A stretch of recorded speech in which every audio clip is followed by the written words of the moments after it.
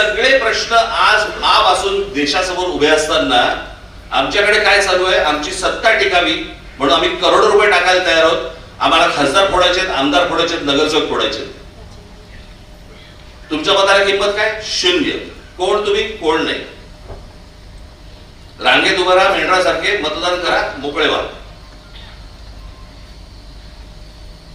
आज हे भारतीय जनता पक्षाकडनं सुरू आहे, उद्या दुसऱ्या पक्षांकडनं सुरू होईल. काही दुसऱ्या इतर पक्षांकडनं ह्याच्या अगोदर पण झालेलं आहे. याला निवडणूक पण नाही. मी काय आमच्या मी बसलो असताना मी म्हटलं बरं झालं चला आपले खासदार निवडून आले.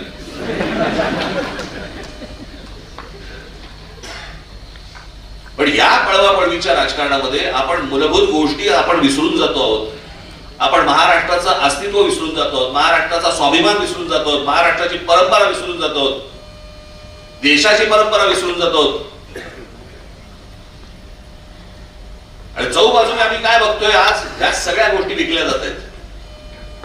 मी तुम्हाला आता एक